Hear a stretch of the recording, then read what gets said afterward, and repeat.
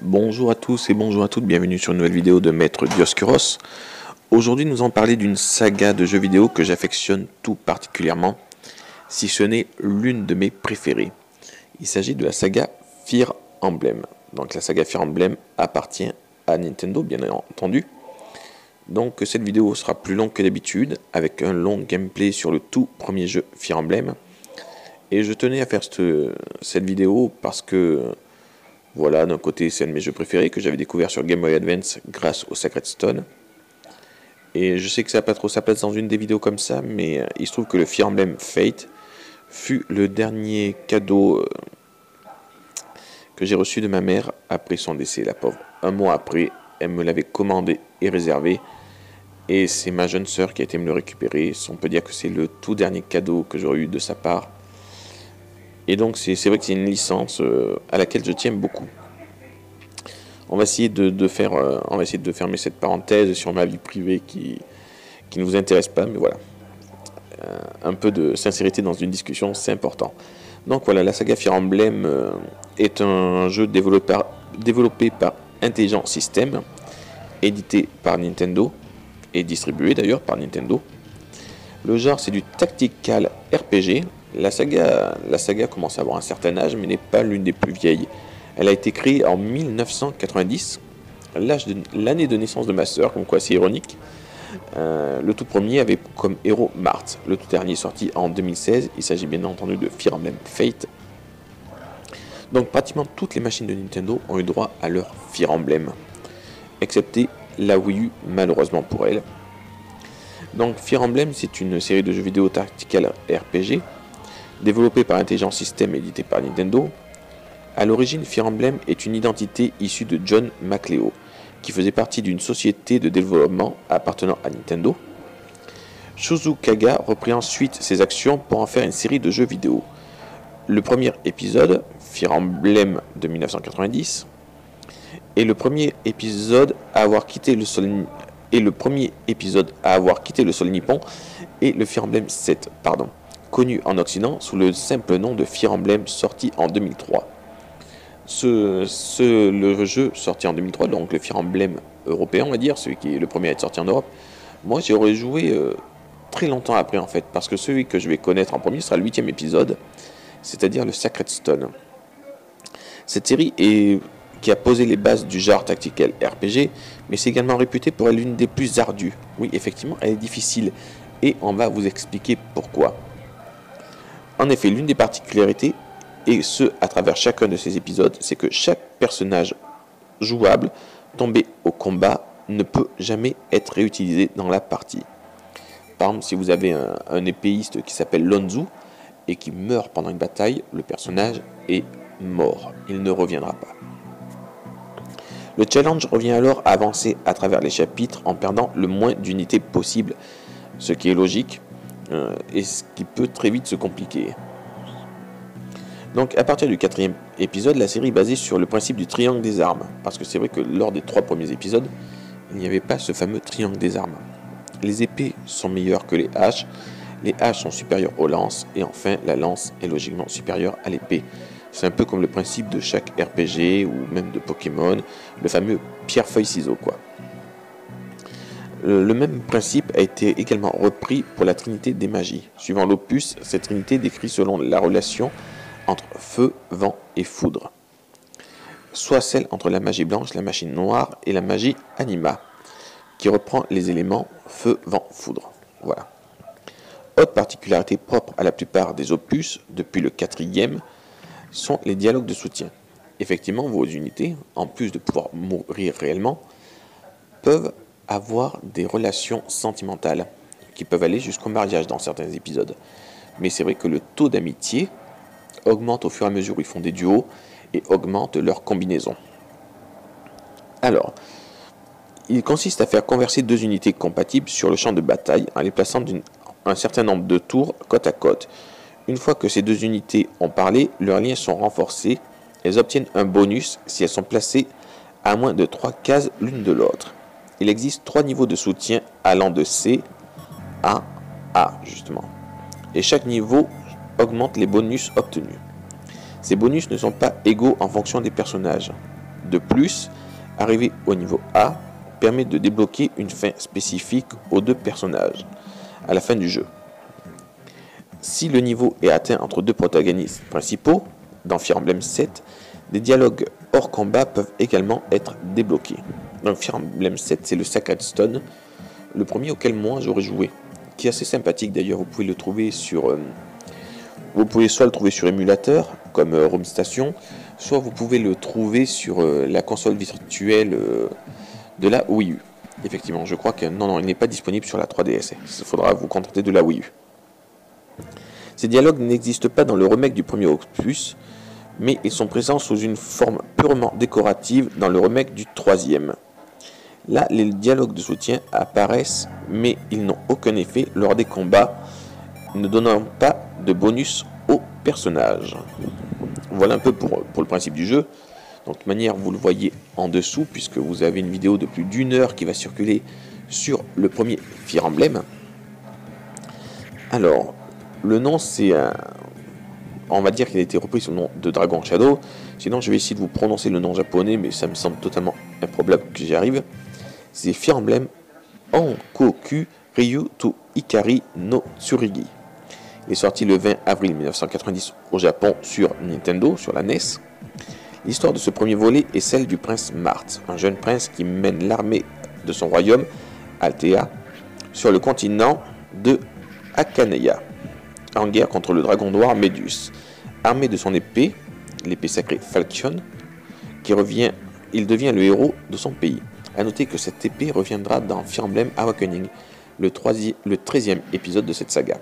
A noter que, à l'heure actuelle, si on ne compte pas que Fate est sorti en 3 épisodes, il n'y a que 14 jeux Fire Emblem qui soient sortis. Fire Emblem Gaiden. Alors Fire Emblem Gaiden, on va faire une petite pause dessus vite fait. Il est sorti le 12 mars 1992 au Japon sur la NES bien sûr. Cette fois-ci, ce sont 2 royaumes, de Rigel et de Sofia, sur le continent de Valencia, qui sont en guerre.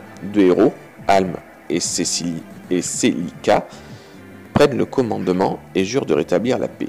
Le principe du jeu est similaire au premier Fire Emblem, mais il y a 2 personnages principaux qui ont chacun leur armée. Donc du coup, vous avez 2 voies à suivre. Alors pourquoi je dis qu'on va faire une petite pause sur ce jeu? Eh bien, c'est très simple. C'est juste que ce jeu va être refait. À savoir, pour ceux que ça intéresse, qu'au mois de mai de cette année, donc mai 2017, ils vont sortir un nouveau Fire Emblem qui sera le remake de celui-là, mais avec beaucoup d'améliorations. Donc le 3e Fire Emblem Musho no Nazo, sorti le 21 juin 1994 sur Super Nintendo. Cet épisode est un remake du premier épisode, mais avec une petite suite. Fire Emblem Seishen no Kefu, sorti le 14 mai 1996, au Japon sur Super Nintendo également. L'histoire se déroule en jus Graal. C'est ici que s'introduit le système des triangles des armes, ajoutant de la richesse au jeu. Tout à fait, le triangle des armes apporte du piment dans ce jeu et augmente le niveau stratégique en même temps. Donc nous avons la version Senki, sortie en 1997. Le système permettait de télécharger des jeux, mais... Ah oui, parce que, excusez-moi, c'était sorti sur Satellaview. Le système Satellaview permettait de télécharger des jeux, mais ce procédé n'a pas rencontré le succès escompté. Il fut donc abandonné. Cet épisode comporte des batailles dans un ordre non chronologique, n'ayant pas d'histoire ni d'animation de combat, mais la présence de personnages d'épisodes antécédents donne un faible intérêt au jeu. Une communauté a assemblé les batailles de cet épisode en un fichier. Alors, un jeu qui est trouvable également, auquel j'aurais joué, Fire Emblem Thracia 776, le 1er septembre 1999 au Japon, sur Super Nintendo, considéré le 5e épisode de série aussi comme le plus dur par la communauté de fans de la série. Son histoire se déroule entre 2 batailles de Fire Emblem Keifu, avec des personnages principaux originaires du même jeu. On peut désormais ajouter aux personnages des capacités supplémentaires.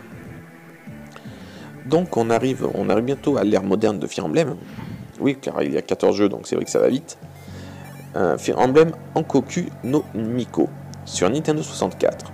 Vous allez me dire, il n'y a pas de jeu Fire Emblem sur Nintendo 64.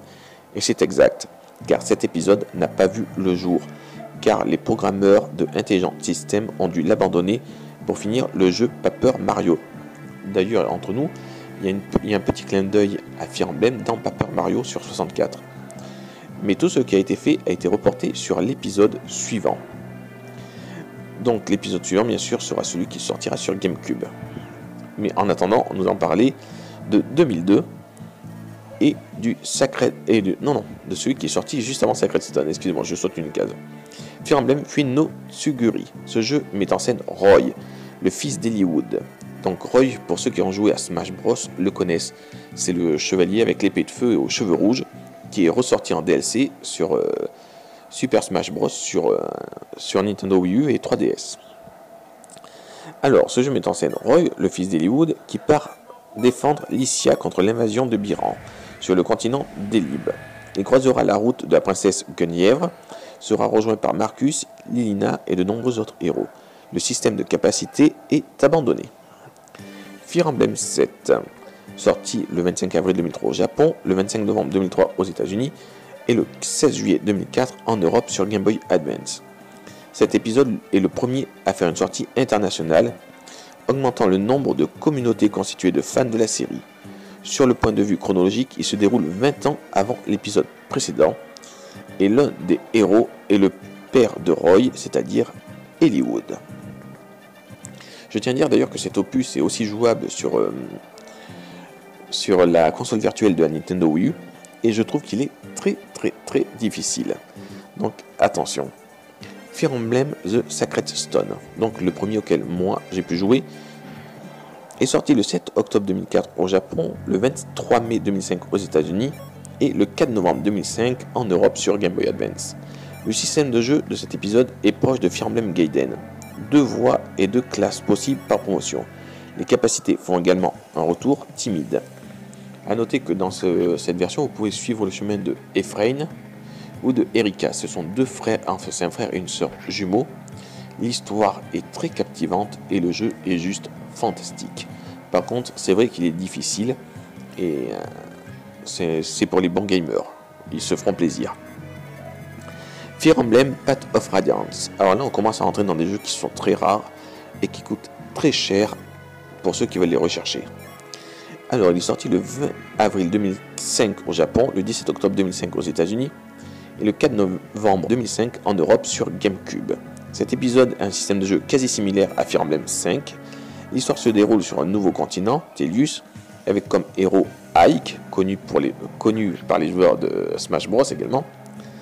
Le fils d'un chef de groupe mercenaire, une nouvelle manière de jouer apparaît dans cet épisode, avec la présence d'une multitude de nouvelles fonctions et de classes de personnages.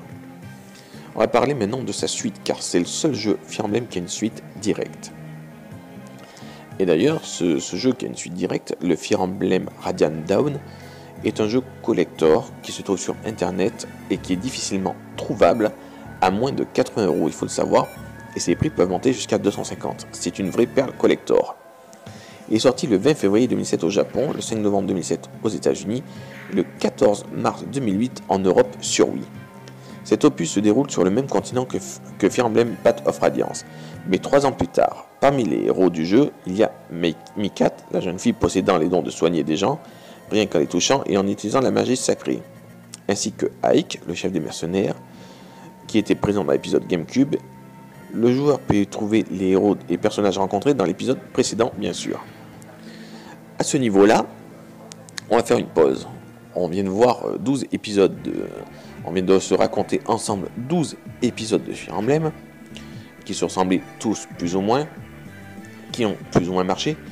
Mais voilà, malgré la qualité de ces jeux collector sur GameCube et Wii, on trouve que à ce moment-là, les ventes de Fire Emblem ne sont pas bonnes. Ce n'est pas suffisant. Et Intelligent System se décide à arrêter la série. Donc de 2008 à 2013, on n'a plus de nouvelles de Fire Emblem. Seulement voilà, Intelligent System se dit on va faire un dernier jeu. Les gars, vous mettez tout ce que vous voulez dedans, vous vous faites plaisir. On clôture la saga en beauté, on fait un dernier. Ainsi est né Fire Emblem Awakening, qui sort le 12 avril 2012 au Japon, le 19 avril 2013 en Europe, sur Nintendo 3DS. Et heureusement, ce jeu va rencontrer un grand succès avec plus de 2 millions de cartouches vendues. Effectivement, pour ceux qui écoutent en ce moment, savent que 2 millions de cartouches vendues, comparé à un GTA qui va en vendre 5, à un Pokémon qui va en vendre 10, ou un FIFA qui va en vendre 6 ou 7, c'est ridicule. Mais 2 millions pour une licence qui était à l'agonie, ça a de quoi la rebooster, la relancer. Et enfin, Fire Emblem renoue avec le succès et sort la tête de l'eau. En même temps, par an, il n'y a qu'une dizaine de jeux qui dépassent le million, il ne faut pas l'oublier. Donc cet épisode met en scène le prince Chrome, descendant du prince Martz, donc héros du tout premier Fire Emblem. Il est le prince du Saint Royaume d'Ilice et de sa milice de vengeurs qui rencontre un jeune stratège amnésique, donc l'Avatar. L'Avatar décide d'aider Chrome et les veilleurs face aux différents conflits qui menacent le royaume pour finalement se confronter au terrible Grima, le dragon déchu. Ils sont aidés par un mystérieux épéiste masqué qui s'avère être Lucina, la fille de Kron, venue du futur, qui est revenue dans le passé pour empêcher le réveil de Grima. Ce jeu sera bien apprécié, bien reçu du public. Certains le trouveront un peu facile parce que c'est la première fois qu'on a le droit de... Vous pouvez choisir entre facile, normal ou difficile. Mais chaque fois que vous choisissez, en plus vous pouvez choisir entre le choix de pouvoir ressusciter vos unités ou jouer de manière classique en les laissant mourir si elles meurent vraiment. Donc c'est un jeu plus facile. Le scénario est très simple, c'est l'un des reproches qui lui ont été faits, très basique et très prévisible. Mais les graphiques font que le jeu est très beau, l'histoire très sympathique. On se laisse facilement prendre au jeu et on passe un très très bon moment. Donc à essayer, vraiment à essayer. Il n'y a même pas une hésitation.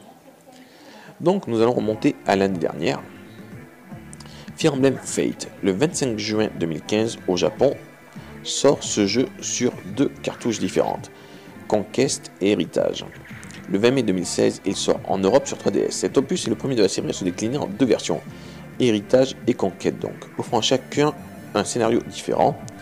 Un 3e épisode Révélation, faisant office de scénario complémentaire, est disponible en téléchargement sur le Nintendo eShop. Était téléchargeable sur le Nintendo eShop. A savoir qu'ils avaient sorti une édition collector où les 3 jeux étaient en une seule boîte. Ça valait à peu près 80 € le collector et c'est vendu comme des petits pains. A noter qu'il existe une édition limitée regroupant les 3 scénarios en une cartouche. L'histoire se déroule pendant la guerre entre les royaumes de North et d'Oshido. Au Corin, un ou une jeune princesse élevée dans la famille royale de North apprend qu'elle est en réalité des liens de sang avec la famille royale d'Oshido. Ayant été kidnappée par le roi Garon lors de sa jeunesse, il ou elle doit alors choisir avec quel royaume il ou elle va se battre au détriment d'être considéré comme un ou une traîtresse par cette armée.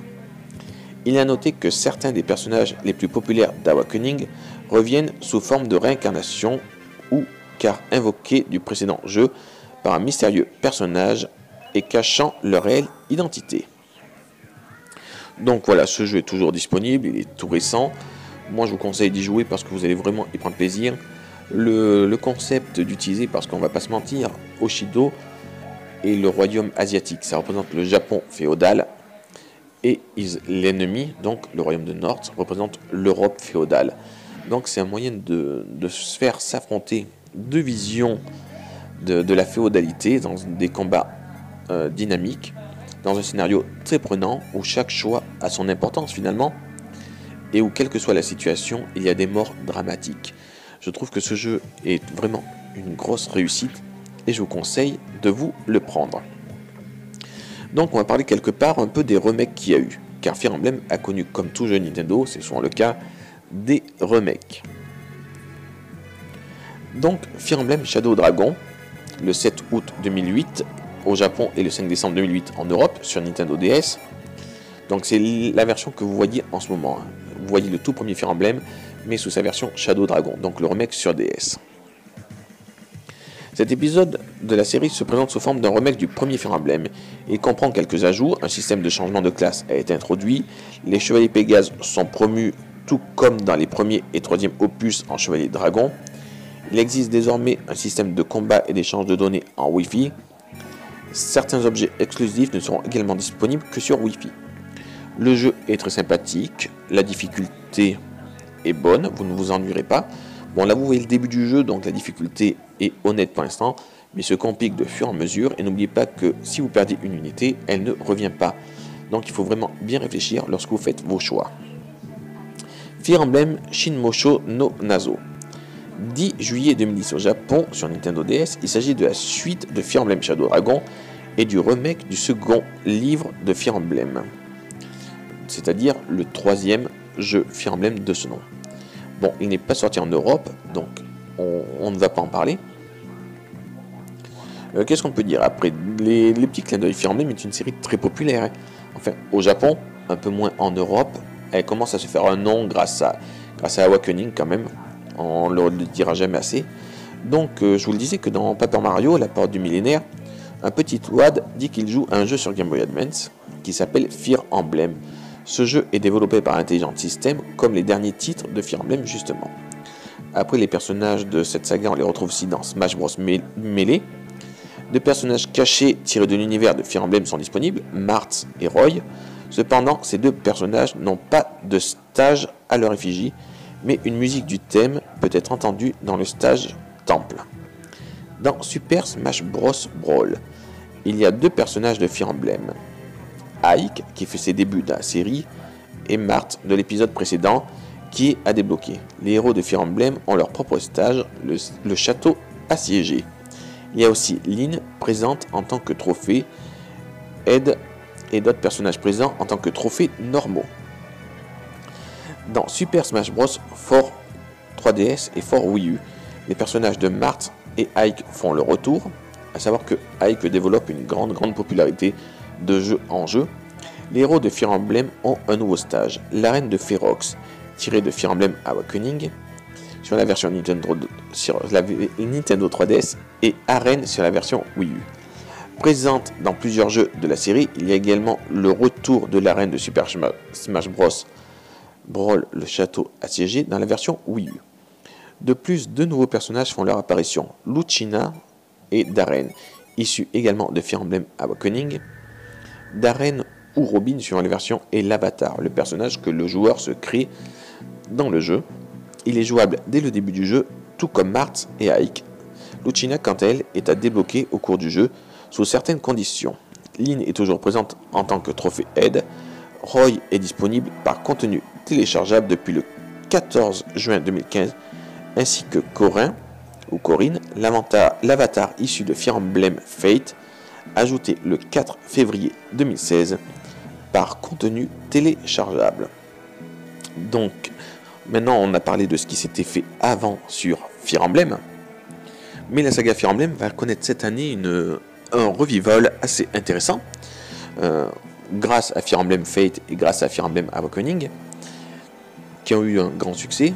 On va avoir droit à cette année à deux jeux sur la saga Fire Emblem, un jeu 3DS et un jeu sur Nintendo Switch. Donc on va commencer par parler de celui de la Switch, pour commencer. Nintendo Switch, vous avez tous joué, enfin je pense, à Hyrule Warrior. Et suite à Hyrule Warrior qui a eu un bon succès, nous aurons droit tout simplement à un Fire Emblem Warrior. Ça a été lors de la présentation de la Nintendo Switch le 13 janvier 2017 en France, qui a été présenté également par vidéo ce Fire Emblem Warrior. Donc annoncé normalement pour la Nintendo Switch cet automne, on apprend également qu'il sortira sur Nintendo 3DS le 18 janvier 2017. Donc il sortira également cet automne et c'est une bonne nouvelle. Il y a quelques vidéos de gameplay et quelques bandes annonces qui tournent. D'ailleurs sur les Nintendo Direct, vous pourrez voir des choses dessus. Donc nous allons maintenant parler de sa version portable. Et oui, après Pokémon Go qui a eu un bon succès sur smartphone, sur téléphone, nous voici que nous avons eu Mario Run qui a fait un gros carton aussi.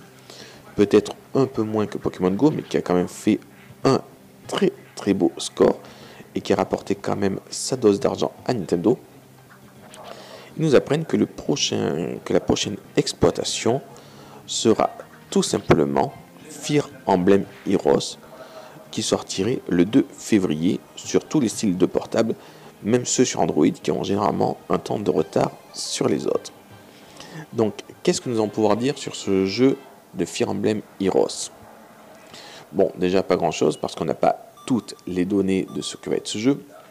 Il restera quand même sur les bases du tactical RPG. Il reprendra énormément de personnages de la saga. Vos héros qui mourront ne seront pas morts définitivement. Il y aura bien un mode multijoueur. Donc, comme on le disait, le succès de Super Mario Run sur smartphone, et plus particulièrement sur iPhone et iPad, puisqu'il n'a pas encore été lancé sur Android, a rendu Nintendo confiant. Le groupe japonais a annoncé le 18 janvier 2007, donc, quel sera son prochain jeu pour smartphone. Nintendo va porter sur les téléphones portables et tablettes une saga bien connue des amateurs de jeux de rôle japonais, la saga dont on est en train de parler entre nous depuis pratiquement une bonne demi-heure, c'est-à-dire Fire Emblem. La saga Fire Emblem compte 14 jeux à présent. Dans cette année, si on ne compte pas suite portable, on sera monté à 16 jeux. Donc, qu'est-ce qu'on peut en déduire si on sait que Nintendo sort un Fire Emblem sur smartphone? Déjà qu'il vise avant tout le marché japonais, car faut être honnête, Fire Emblem a une plus grande popularité au Japon qu'en Europe ou aux USA. Mais la chose qui est intéressante, c'est qu'il sort simultanément sur Android et sur tablette classique, donc via l'Apple Store ou le Google Play, partout dans le monde. D'ailleurs, contrairement à Super Mario Run, et Fire Emblem sera free to play avec achat in application. Voilà pour dire, si vous voulez voir des images dessus, il y a des vidéos qui circulent. Et donc, il ne nous reste plus qu'un jeu à exploiter et à discuter, c'est celui qui sort en juin 2017. Nous allons en parler tout de suite et enchaîner dessus. Donc, le prochain Fire Emblem à sortir sur Nintendo 3DS sera nommé Fire Emblem Echo Shadow of Valencia. Il s'agira d'un remake du second opus de la licence, c'est-à-dire le Fire Emblem Gaiden dont on a parlé au tout début de la vidéo, qui n'est jamais sorti du Japon et auquel très peu de joueurs ont joué. Donc ce qui est bien, c'est que ça ne sera pas vraiment un remake pour nous. Cet OVNI possédait des mécanismes assez différents de son prédécesseur, avec l'exploration de donjons et de nouveaux éléments bien plus orientés RPG que tactical. Alors que les premiers et troisième titres de la licence ont chacun eu droit à un remake, Gaiden avait été laissé de côté jusqu'alors. Donc à savoir qu'il y a des vidéos de bande-annonce qui circulent déjà sur le net. Il est prévu pour le 19 mai 2017, ce qui est assez proche finalement. Fire Emblem Heroes permettra d'incarner un duo de héros et leurs compagnons alors qu'ils prennent part à un conflit d'envergure pour sauver leur pays comme il se doit. Les éléments spécifiques au titre d'origine seront conservés et ce remake permettra donc de se balader librement sur la carte, explorer les donjons ainsi que d'avoir une progression des personnages très flexible. En parallèle, 2 figurines Amiibo des protagonistes du jeu, Alm et Cecilia, seront disponibles en vente en même temps que le jeu. Donc, et vous pouvez voir les photos des Amiibo sur internet également, qui tournent déjà. Donc il semble bien et belle que la 3DS a encore un bel avenir devant elle, puisque beaucoup pensaient, là je fais une parenthèse, c'est pas vraiment centré sur Fire Emblem, mais beaucoup pensaient que la Switch enterrait la Nintendo 3DS. Mais il faut savoir que les jeux de Switch vont également sortir sur Nintendo 3DS. Fire Emblem Warrior sortira sur 3DS. La 3DS aura aussi ce Fire Emblem Echo. Donc on va dire que la Nintendo 3DS a encore de belles années devant elle. Bon, donc pour 2007, on aura de quoi s'occuper avec 3 Fire Emblem. Fire Emblem Heroes sur portable le 2 février. Le 19 mai, nous avons le Echo of Valencia. Et au mois de octobre-novembre, nous aurons bien sûr le Warrior. Après, j'ai peu d'informations dessus, mais évidemment, Nintendo a également annoncé que pour 2018, il y aurait un Fire Emblem classique, donc dans la lignée des Fire Emblem Fade, des Fire Emblem Awakening ou des Path of Radiance sur Nintendo Switch. Alors moi, j'étais très emballé par cette idée, parce qu'il y aura évidemment un accès au mode multijoueur.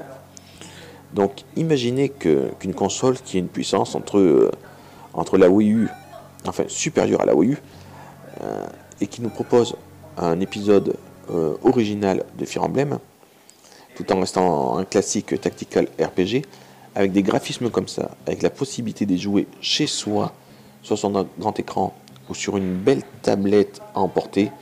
Moi, je dis vraiment que ça me tente. Ça fait partie des jeux qui me font le plus envie. Bon, je sais qu'il faudra attendre 2018 pour l'avoir, mais rien que ça, c'est bon signe pour la Nintendo Switch, parce que je trouve qu'elle aura vraiment un catalogue de jeux très intéressant. Quand je vois le nouveau Zelda qui sort, quand je vois le Mario Odyssey, quand je vois le Splatoon 2, le Fire Emblem Warrior, le Fire Emblem qui sort en 2018, Skyrim et tout, je me dis que c'est vraiment un catalogue de fou. Peu importe les critiques, de toute manière, on n'est pas là pour écouter les critiques. Il y aura toujours des pros Sony, des pros Microsoft, des gens pour rabaisser des consoles qui ne comprennent pas. C'est un peu dommage de critiquer comme ça sans avoir vu, parce que la Switch s'est totalement fait démonter à sa sortie, et alors que c'est l'une des consoles les plus prometteuses que j'ai jamais vues. Moi personnellement, j'en ai vu pas mal. J'ai joué à du rétro gaming, j'ai joué sur NES, Super NES, PlayStation, Xbox, Xbox 360, PlayStation 3, PlayStation 4. J'ai joué vraiment à toutes les consoles sorties jusqu'à présent. La Wii U, j'arrive à comprendre qu'elle n'ait pas marché, même si c'est une console très intéressante. Mais cette Nintendo Switch a vraiment beaucoup d'avantages, et c'est un peu dommage le bashing qu'il y a sur elle. Donc j'espère qu'elle marchera tout simplement pour profiter de jeux de qualité comme le prochain Fire Emblem qui est annoncé dessus, ou comme le Zelda qui a l'air juste titanesque. En tout cas, c'est une fin de parenthèse sur une console qui a l'air déjà mal comprise au début, mais qui j'espère aura une belle carrière et une belle vie devant elle. Donc pour en revenir à Fire Emblem, eh bien, tous les fans de cette saga vont être gâtés. Et là, ce coup-ci, je parle pour moi parce que j'en fais partie. Et je vous dis à très bientôt sur la chaîne de Maître Dioscuros. Notre prochaine vidéo sera très certainement sur un tournoi Pokémon qui va avoir lieu en fin de mois, auquel je participerai bien entendu. Moi je vous souhaite les meilleures choses du monde, et je vous dis à très bientôt sur cette chaîne, en espérant que les vidéos vous plaisent toujours autant. Ciao ciao.